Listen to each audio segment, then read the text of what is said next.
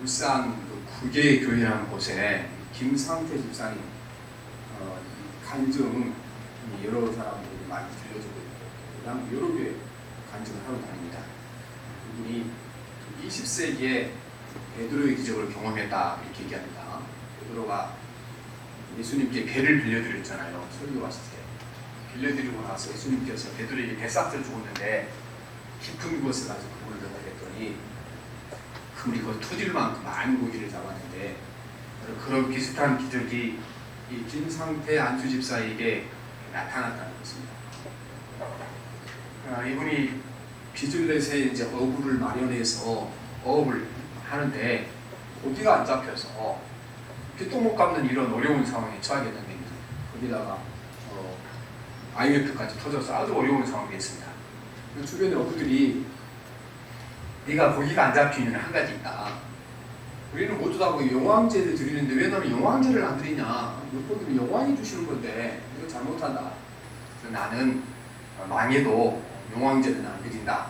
이렇게 얘기를 하고 살아왔습니다.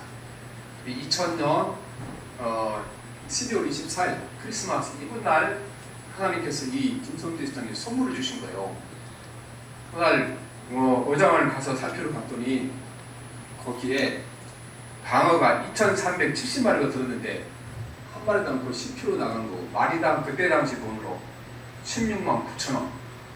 그날 하루 벌어들인 돈이 4억 7천만 원이 벌어들인 겁니다.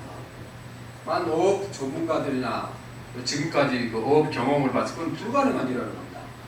주변에 여러 사람들이 다 이제 그물을 설치해 놨는데 거기는 방어가 한 마리도 안 잡혔는데 여기 김성태 집사님의 그물에만 방어가 이렇게 몽땅 잡힌 겁니다. 그것이 이제 하나님께서 특별히 은혜를 주신 거다. 이거를 다시 한번 확신하도록 한 달 후에 또 한 번의 기적을 주셨는데 그 그물에 밍크고래가 이번에 잡혀갖고 그 밍크고래가 또 5천만 원을 이렇게 벌어서 빚을 다 갚고 그 다음에 그 교회를 지었는데 교회 건축 건물에서 건축을 마무리 지었다 이런 이야기가 전해지고 되고 있습니다.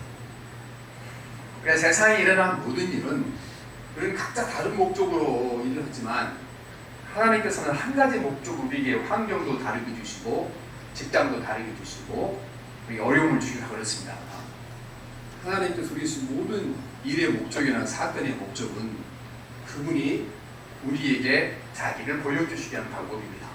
사건을 통하여, 가난함을 통하여, 때로는 질병을 통하여 내가 존재한다는 것을 보여주는 것이 방법이고, 또 이미 하나님을 알고 있는 사람들은 그분을 더 깊이 알아가도록 하나님이 도우시기 위하여 여러 가지 사건과 모든 이제 괴롭고 즐거운 일이 일어나게 되는 것입니다.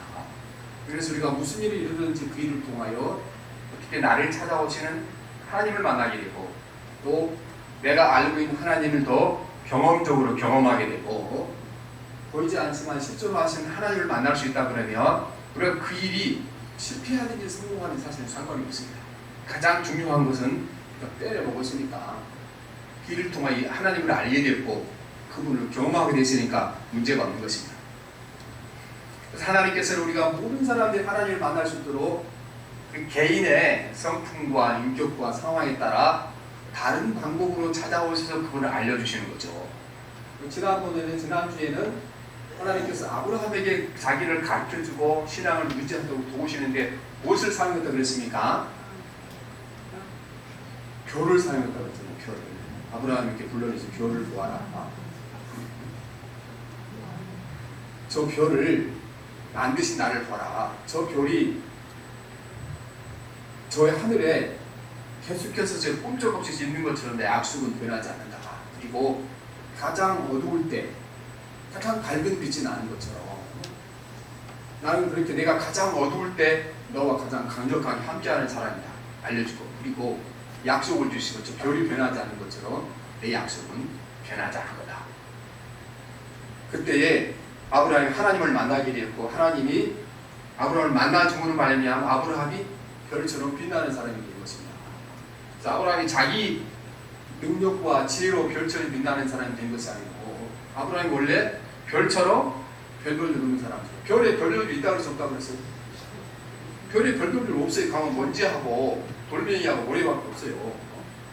거기에 태양빛이 빛을 주니까 우리가 보면 밤에 반짝이는 별이 나는 것처럼 하나님께서 나를 향할 수 있도록, 하나님 나를 바라볼 수 있도록 그 앞에 서 있으면 주의 빛이 임하셔서 내가 별처럼 빛나는 삶을 사는 것이지, 내가 무슨 공부를 잘해서 세상에 성공해서 볼처럼 빛나는 삶이 아니니까 어떤 위치에 있든지 그분 앞에 바로 서 있으면 저와 여러분이 인생 끝에 가서 별처럼 빛나는 삶이 될 줄 믿습니다. 그런데 하나님께서 아버지와 아들도 다른 방식으로 만나준 거죠. 아버지 아브라함을 만났는데 별을 통해 만나주셨는데 그 아들 이삭과의 만나주시고 교제하시고 취업케 하신 것은 이삭이 우물 파는 과정을 통하여 만나주신 것입니다. 이삭은 평생 동안 우물 파는 사람이었고 그 우물 파는 일을 통해 하나님을 만나게 되고 경험하게 되고 또 하늘의 복을 받고 놀라운 삶을 살게 되었습니다. 이 가나안 땅은 항상 물이 부족한 땅입니다. 성경에 보면 여러분 이른비와 늦은비라는 말이 자주 나오죠. 이른비는 가을에 이제 밀을 씨앗을 뿌릴 때 내리는 비. 그때 비가 와야 밀이 자랄 것 아니겠어요. 늦은비는 봄에 오는 비가 늦은비고 우리 생각과 좀 다르죠.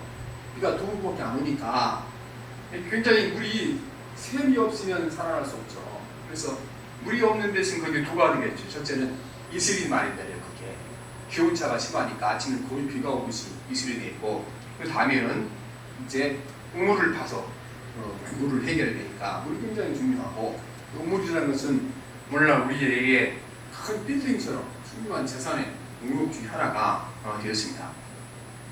어느 해에 이 가나안 땅에 가뭄이 들어서 이제 이삭이 더 이상 내가 여기 살 수 없다. 그래서 물이 마르지 않는 곳, 나일강이 1년 내내 철철 물이 흘러 넘치는 곳, 그곳으로 내가 이사를 가야 되겠다 생각을 한 겁니다. 그 생각을 하나님께서 아시고 그날 밤에 이삭에게 나타나서 말씀하시기를 거기 이집트로 내려가지 마라. 그게 26장 1절 2절 말씀이죠. 같이 보고 봅시다. 아브라함 때 첫 흉년이 들었더니 그 땅이 또 흉년이 들매 이삭이 그랄로 가서 블레셋 왕 아비멜렉이 이르렀더니 여호와께서 이삭에게 나타나 이르시되 애굽으로 내려가지 말고 내가 너에게 주시는 땅에 거주하라. 그래서 비가 오지 않고 가뭄이 들었는데 하나님께서 말씀하시니까 순종하여서 이 아비멜렉이 통치하는 블레셋 사람 아비멜렉이 통치하는 그 땅에 정착을 하게 됩니다. 그 땅에 정착하기 위해서는 반드시 이 사람들이 셈이 필요하죠. 셈을 찾았더니 자기 아버지가 전에 팔았던 아브라함이 팔았던 셈을 그 그랄집에서 발견하게 되고 그 셈을 통하여 이제 농사를 짓고 또 목축업을 해서 그 해에 하나님께서 놀라운 축복을 허락해 주신 것입니다. 그래서 이 아브라함이 아까 얘기 김성태 집사처럼 1년 만에 부자가 된 거예요. 1년 만에. 우리 12절 13절 말씀 같이 봅시다. 12절 13절. 이삭이 그 땅의 농사에 꽤나 얻고 여호와께서 복을 주심으로 그 사람이 창대하고 왕성하여 마침내 거부가 되어. 근데 항상 세상 것이라는 것은 늘 빛과 그림자가 있습니다. 세상에 돈이 많아지거나 주의가 높아지거나 다음에 안락한 삶이 생기거나 여기는 반드시 반대국도 따라오게 되는 것입니다. 위험이 따라오게 되어 있습니다. 항상 모든 것에서 거기에 따르는 아브라함도 이렇게 세상적으로는 거부가 됐는데 이 부자가 된 것이 아브라함에게 또 화가 되기로 합니다. 어떻게 화가 됐습니까? 26장 14절 15절 봅시다. 시작. 때를 이루고 종이 심이 많으므로 블레셋 사람들이 그를 시기하여 그 아버지 아브라함 때에 아버지 종들이 반 모든 음물을 막고 흙으로 메웠더라. 너무 하늘사이에 부자가 되니까 그 뒤에 토박이들이 토세를 하는 겁니다. 그래서 아브라함에게 그 세물을 다 메꿔버리고 아브라함을 쫓아버리는 것입니다. 시기심 때문에. 그래서 아브라함은 하나님이 복 주셔서 내가 참 잘 됐다 그렇게 했는데 아니 그런 복을 아예 주시지 말든지 받자마자 붙들려서 가만히 놓고 도망가야 돼. 쫓겨가야 되겠잖아요. 그래서 사실 이 모든 과정이 이게 하나님께서 이 얻기도 하고 빼앗기도 하지만 그 과정을 통하여 하나님이 살아계시고 너와 함께 하시고 그거를 깨닫게 하시는 하나님의 방법이기 때문에 사실은 얻을 때나 잊었을 때나 우리가 영적으로 신앙적으로 봐서는 이삭에게 손해하는 것이 없죠. 모든 일을 가운데 하나님 원래 목적이 그분을 만나게 하시고 그분을 깊이 체험하게 하는 것이 목적이기 때문에 문제가 사실 없는 것입니다. 그러나 인간으로서 쉽지는 않겠죠.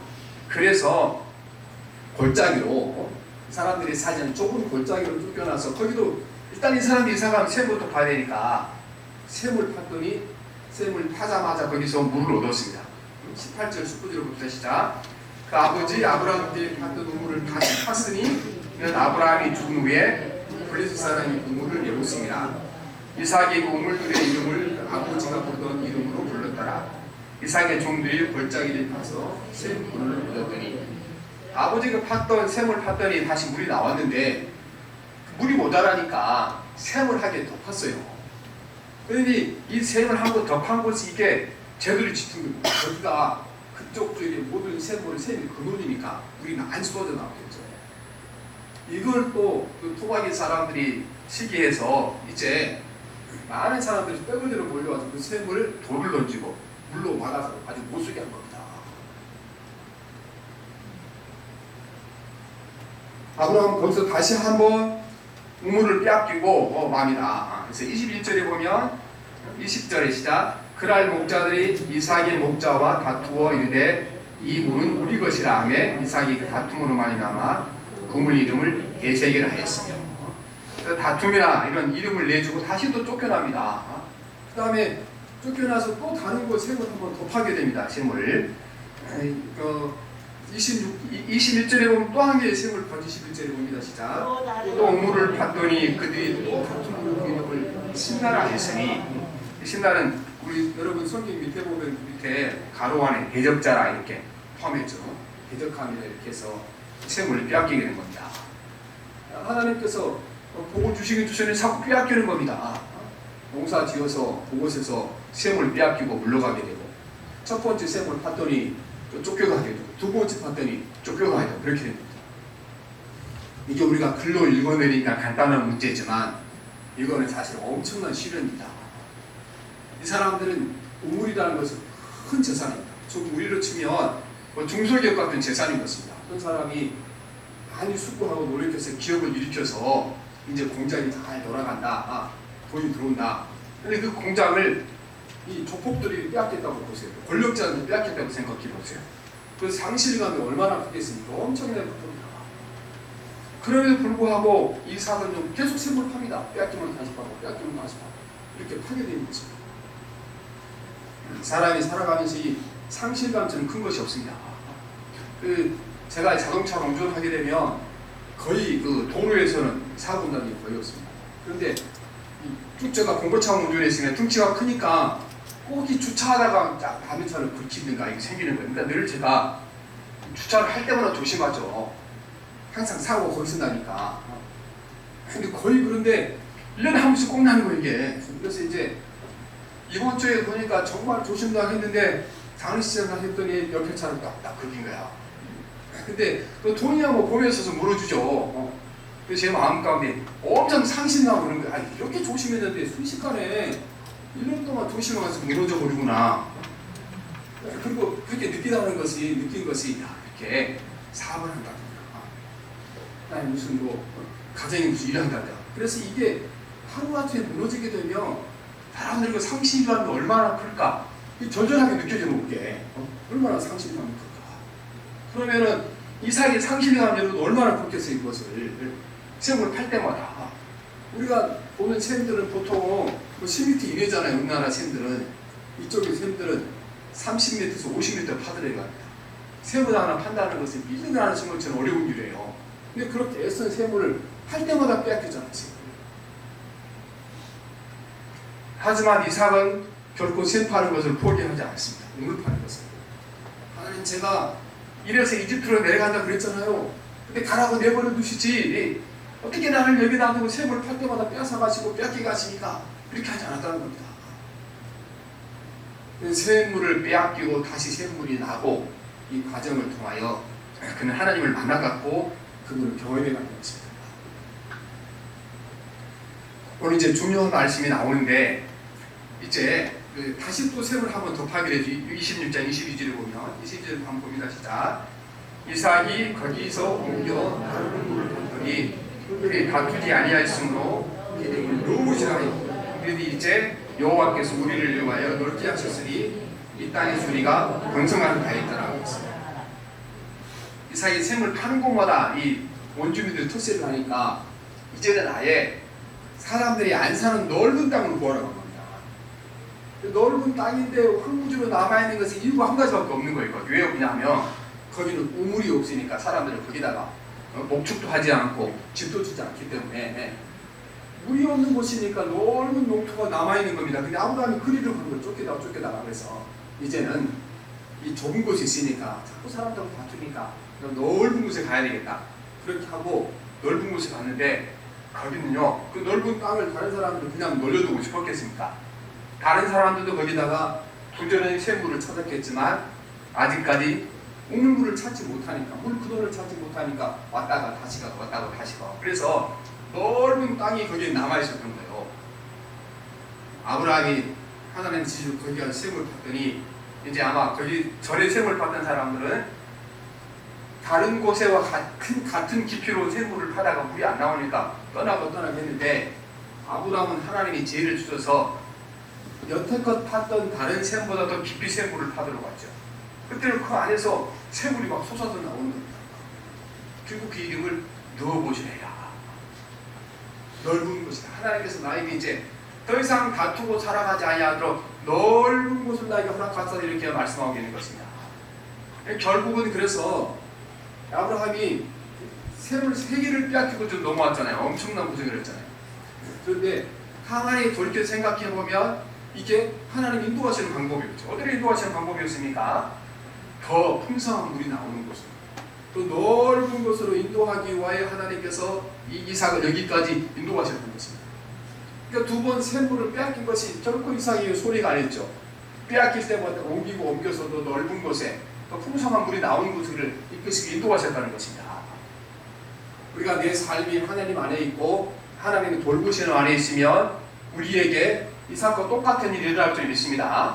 그래서 내가 뭐 일이 안 되고 복잡해서 늘 쫓겨나고 여기저기 가지만 결국은 그 뒤에 가만히 들여다보면 그 뒤에 하나님 인도하시는 손이 있고 우리에게 더 깊은 샘물로 더 넓은 곳 소리를 인도하시기 원하는 것이 하나님의 뜻이라는 것입니다. 더 넓은 곳이다 그러니까 뭐 아파트가 더 넓은 곳에 이사 가는 그런 뜻은 아니에요. 그러니까 사람의 삶의 본이라는 것이 이제 보통 돈이나 물질이나 성공 여기만 우리가 초점을 맞추고 살아가잖아요. 근데 돈이나 성공이나 이런 것을 잃고 나면은 다른 것을 보이기 시작하죠.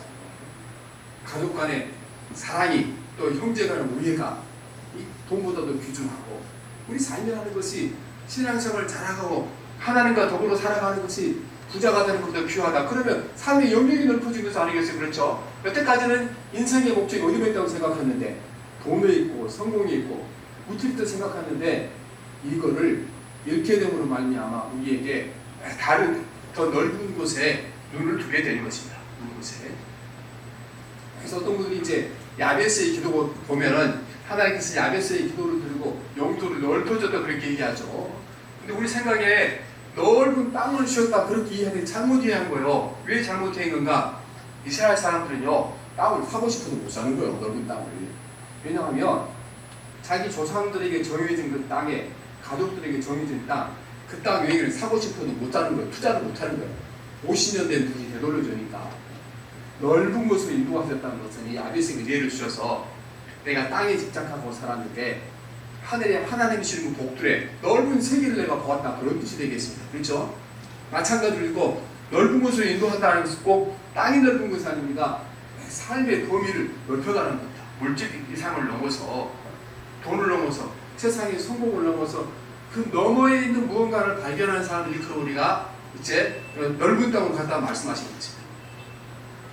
헬런 켈러가 했던 말 중에 사람에게는 행복의 문이 닫히면 반드시 다른 곳에 다른 행복의 문이 열린다. 사람들이 이상하게 닫혀진 문만 보고 새로 열어주신 그 문은 보지 못한다. 그렇게 얘기합니다. 같은 의미죠. 그렇죠? 이삭이 이렇게 쫓기고 쫓겨와서 넓은 곳으로 갔던 것처럼 그러니까 모든 사람이 인생이 꼬인다는 거는 하나님께서 주의 사랑하는 사람들의 인생이 꼬이게 만드는 거, 이삭의 삶을 꼬이게 만드는, 자꾸 셈을 빼앗기게 하는 거, 넓은 곳을 인도한 것처럼 우리도 마찬가지로 예수 그리스도 안에 믿음으로 사는 사람들은 한쪽의 문이 막히면 다른 곳을 행복의 문이 열리게 있는 것이 영토가 넓어지는 거잖아요. 그래서 우리가 이삭이 배웠던 신앙의 자세와 삶의 자세를 배워가야 되는 것입니다. 이렇게 이삭이 살아갔을 때 하나님께서 놀라운 축복을 더해주시는 거죠. 이삭과 등지고 원수 사이에 있었던 아비멜렉이 이제 이삭을 찾아와서 무릎을 꿇고 이삭하고 조약을 맺자 그렇게 얘기합니다. 우리가 오늘 읽은 말씀이죠. 26절 27절 봅니다. 시작.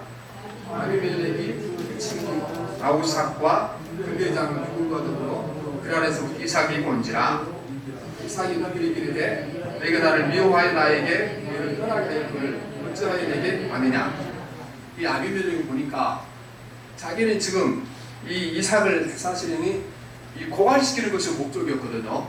힘들면 떠나겠지.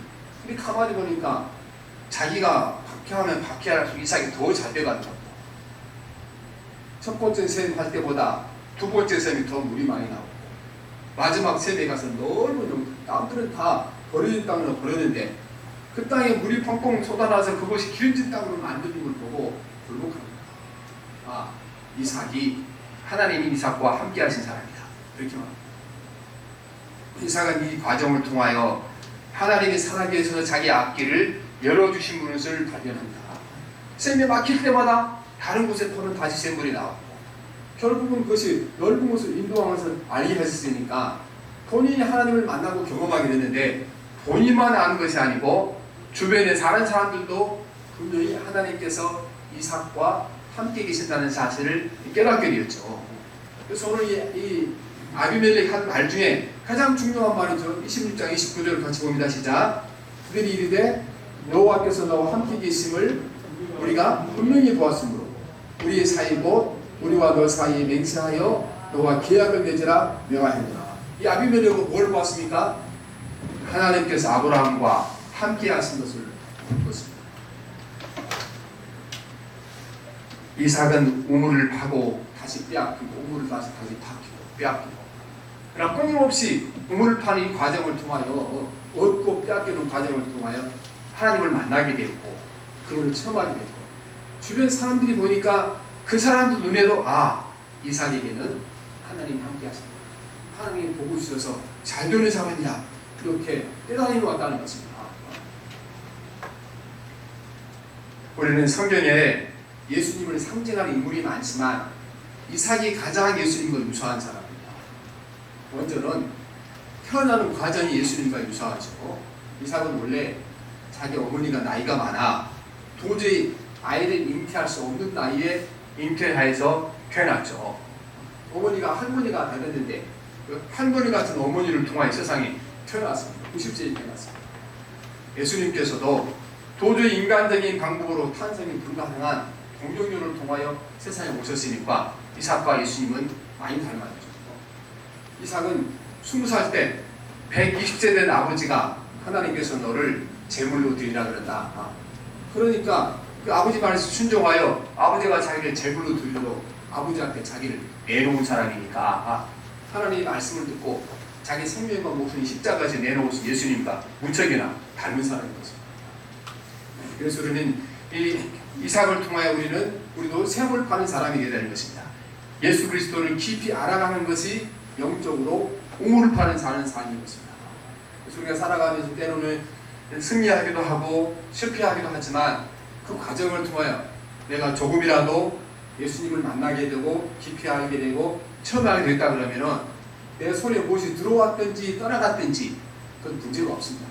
우리는 하나님께서 그 사건을 통하여 주시고자 하신 가장 귀한 것은 이미 얻은 거니까. 그래서 우리가 무엇을 하든지 빼앗기든지 어떤 그 과정을 통하여 이 사건을 통하여 나를 찾아오시는 하나님을 내가 만나봐야겠다. 이 사건을 통하여 나를 찾아오시는 하나님을 깊이 아는 경험을 해야겠다. 이렇게 나가게 될 때 반드시 우리가 이삭처럼 하나님 그분을 뵙게 될 줄 믿습니다. 나만 체험한 것이 아니고 내가 살아계신 하나님을 체험하게 되면 내 주변의 모든 사람들이 하나님께서 나와 함께 하심을 그들이 보게 될 줄 믿습니다. 여러분 모든 사람들이 보게 돼야 되는 것입니다. 당신 보니까 진짜 하나님이 함께 하심이 하지 않으면 그렇게 일이 될 수 없다. 이렇게 놀라운 축복이 우리 가운데 임하는 줄 믿습니다. 예수 그리스도는 영생하도록 솟아나는 샘물이신 것입니다. 샘물. 그리고 예수님 안에 있는 그 참된 샘물을 얻으셔야 되는 것입니다. 이 세상의 모든 샘물들은 사람들의 목을 예수님께서 말씀하신 대로 채우지 못합니다. 지금 물을 마시면 잠시 후에 다시 마셔야 되는 것입니다. 우리는 이 땅에 가난하고 없는 사람들, 내가 원하는 뜻을 이루지 못한 사람들만 늘 인간의 갈망을 누르고 살아가느라 하니까 그렇지 않습니다. 세상의 부와 영광과 존귀를 얻은 사람들, 그들도요 마음속 깊은 것에 그 갈망을 채우지 못합니다. 그 소망을 채우지 못합니다. 왜냐하면 그 사람의 깊은 곳에 있는 그 갈망은 누구만 채울 수 있는가? 예수님 앞에서 나오는 걸 생수만이 채울 수 있는 것입니다.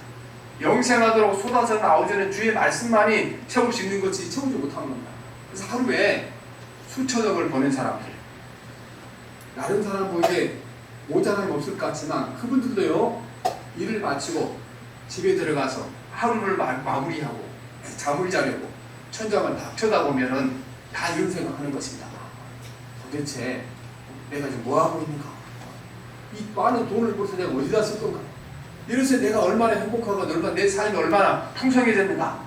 모든 사람이 다 같은 고민하고 살아가는 것입니다. 우리 진짜 마음속 깊은 곳에 있는 갈망을 채워주는 것은 영생하도록 솟아나신 샘물 대신 주님 우리 가운데 찾아오실 때 그 깊은 곳을 채워줄 줄 믿습니다. 여러분 우물을 파는 사람은 절대 망하지 않습니다. 우물을 파는 사람. 우리가 이제 많은 수고와 노력을 했는데 그 수고와 노력에 대가를 얻지 못하고 없어져 볼 때가 있잖아요. 그때 우리말로 그거를 모든 것이 수포로 돌아갔다. 그렇게 얘기하는데 한자로 수포로 돌아갔다. 이 말인데 이 수포라는 말이 물거품을 얘기하니까 물거품이 됐다. 그런 뜻입니다. 바다에 이렇게 파도같이 물거품이 일어나는 것처럼 물거품이 됐다는 겁니다. 근데 우리가 이 수포로 돌아갔다. 물거품이 됐다. 이거를 이 영미권, 영어를 사용한 사람들은 다르게 표현해요. 우리는 모든 것이 없어진 것을 수포로 돌아갔다. 물거품이 됐다. 이렇게 표현하잖아요. 영미권 있는 사람들은 이걸 다른 말을 표현하는데 쉬운 영어니까 우리가 go down the drain. 드레인이 하수구라는 뜻이거든요. 그래서 go down, 아래로 내려갔다. 어디로? the drain. 하수구 속으로 모든 것이 퐁당 들어가 버렸다. 이게 모든 것이 수포로 돌아갔을 때 쓰는 사람들이라는 것입니다. 여러분 세상의 모든 일이라는 것은 결국은 하수구로 들어가야 됩니다. 돈이나 물질이나 성공이나 모든 건 시간이 지나면 결국은 내가 영원히 찾지 못할 하수구로 들어갈 수밖에 없는 것입니다. 우리는 하수구 파는 사람 되서는 안 되는 것입니다. 우리가 이삭처럼 우물을 파는 사람 되어야 될 것입니다. 내가 돈을 벌든지 세상에 성공을 추구하든지 그 일을 통하여 궁극적인 목적이 영식에 내가 예수 그리스도를 발견한 거다. 내가 이 일을 통하여 주님과도 가까워지며 주님을 깊이 체험하는 교회를 삼는다. 이렇게 살아가는 사람들은 무엇을 하든지 그 일이 우물을 파는 일이 될 줄 믿습니다. 아멘. 이런 사람들은 여러분 우물을 파고 돈을 많이 벌든지 작게 벌든지 성공합니다. 왜냐하면 원래 얻고자 하는 것은 뭐예요? 돈이 아니잖아요. 돈을 얻기도 하지만 궁극적으로 얻고 싶은 것은 내가 이 돈 버는 과정을 통하여 살아계신 하나님을 만나는 것이 목적이고 그분을 체험하는 것이 목적이고 예수 그리스도 안에 있는 영생하도록 솟아나는 영생의 말씀 그 생수가 내 안에 넘쳐나도록 충만해지는 것이 목적이다. 이렇게 살아가는 사람들은 실패가 없잖아요. 그래서 우물을 파는 사람이 이러면 실패가 없습니다. 모든 사람들은요 그 목적이 아니고 돈 자체를 목적으로 성공을 자체의 목적으로 안락한 삶을 목적으로 사는 사람은 결국은 다 뭘 파는 사람들입니까? 하수구 파는 사람들. 결국 끝에 가서는 홀랑 하수구로 들어가면 다시 되돌릴 수 없는 거잖아요. 그래서 우리는 이삭과 같은 사람이 될 줄 믿습니다. 하수구 파는 사람들입니다. 이삭이 우물 파는 일을 통하여 비록 우물을 빼앗기고 다시 파고 빼앗기고 다시 팠지만 그 과정을 통하여 목적이 분명했습니다. 하나님이 나와 함께 하심을 우물을 팔 때 우물을 얻음으로 말미암아 빼앗기를 통하여 다시 타면 다시 나오게 하시는 바람에 내가 알게 되잖아. 그리할 때 그는 우물 파는 과정을 통하여 하나님 그 누군가를 알게 되고 깨닫게 하는 놀라운 축복을 받게 됐다는 것입니다. 우리가 우물 파는 삶을 살아야 됩니다. 이렇게 이삭처럼 우리는 어떤 일을 당하는지 여러분 좌절과 절망에 빠져서 뒤로 주저앉아서는 안 되는 것입니다. 그런 일을 당했더니 곰곰이 생각해 봐야 됩니다. 나에게 돈을 잃어버린 사건을 통하여, 가정의 안정을 잃어버린 사건을 통하여, 내가 건강을 잃어버린 사건을 통하여 어떻게 하나님 나를 찾아오셨고 어떻게 나를 말씀하셨고 나와 깊이 만나길 원하는가. 그게 깨달아지고 알아지게 되면 돈을 잃어버리는 것이, 건강을 잃어버리는 것이, 그 뒤에 우리에게 더 큰 것을 주시고자 하는 것은 우리에게 인간의 마음 가운데 있는 세상의 돈이나 엄두리 채울 수 없는 가장 깊은 곳에 있는 갈망을 채워주고자 하신 하나님의 뜻과 계획 우리 삶 가운데 이루어질 줄 믿습니다. 매일처럼 우리는 이삭처럼 우리가 우물을 팝시다. 예수 그리스도 안에 진리를 깊이 깨달아가고 그분을 더 깊이 알아가고 그래야 할 때 주께서 우리를 높은 곳으로 더 넓은 곳으로 인도하셔서 우리는 닮은 삶이 복된 삶, 축복된 삶이 될 줄 믿습니다. 기도하겠습니다. 살아계신 하나님 아버지, 이 땅에 많은 사람들이 우물이지 않고 열심히 파지만 끝에 가면 하수구를 파서 남는 것이 아무것도 없고 후회와 고통만 남는 삶을 사는 자들이 많습니다. 하나님, 우리가 오늘 이삭의 우물 파기를 통하여 만나주시고 하나님이 체험케 하시고 모든 사람들이 하나님이 함께 하시기를 보여주게 하신 하나님 아버지, 이제 우리가 하수구를 파는 사람들이 아니고 우물 파는 사람들이 되게 하여 주시기 원합니다. 내 노력과 목적을 통하여 눈앞에서 내가 무슨 얻든지 잃어버리는지 그 과정을 통하여 나와 함께 하시는 예수 그리스도를 만나게 도와주시고 또 깊이 알아가게 도와주시고 하늘의 복을 깨닫게 도와주시옵시고 인간의 마음 가운데 세상 것으로 채울 수 없는 깊은 곳에 있는 갈망과 욕망과 욕구가 채워주는 복이 임하게 하여 주시옵소서. 예수님 이름으로 기도합니다. 아멘.